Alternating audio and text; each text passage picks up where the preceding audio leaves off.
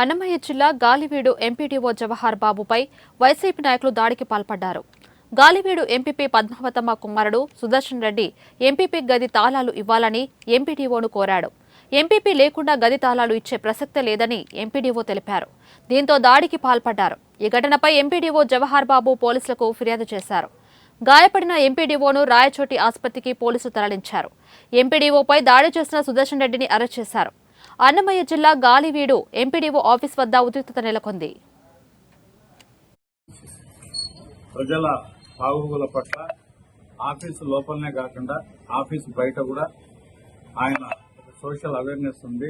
ప్రజల కోసం ఏదో చేయాలనే ఒక తపనున్న మంచి వ్యక్తిత్వం గల వ్యక్తి మీద ఈరోజు గాలివీడులో జరిగిన ఈ అమానుష సంఘటనను తెలుగుదేశం పార్టీ తీవ్రంగా ఖండిస్తా ఉంది. తెలుగుదేశం పార్టీ తరఫున మేమందరం నిజాయితీగా పనిచేసే ఉద్యోగస్తులందరికీ సంపూర్ణ మద్దతు తెలుపుతున్నాం. ఈ వైకాపా కార్యకర్తలు, వైకాపా నాయకులు గడిచిన 5 ఏళ్లలో ఉద్యోగస్తుల మీద చేసిన దౌర్జన్యాల నీడల నుంచి ఇంకా బయటపడలేదు. వీళ్ళందరికీ మేము సరైన గాడిలో పెట్టి, సరైన దారిలో పెట్టి ప్రజలకు మంచి పరిపాలన అందిస్తాం. ఉద్యోగస్తులకు సంపూర్ణ రక్షణ అందిస్తాం. ఈ రోజు ఈయన మీద జరిగిన దాడిని మేము తీవ్రంగా పరిగణిస్తున్నాం.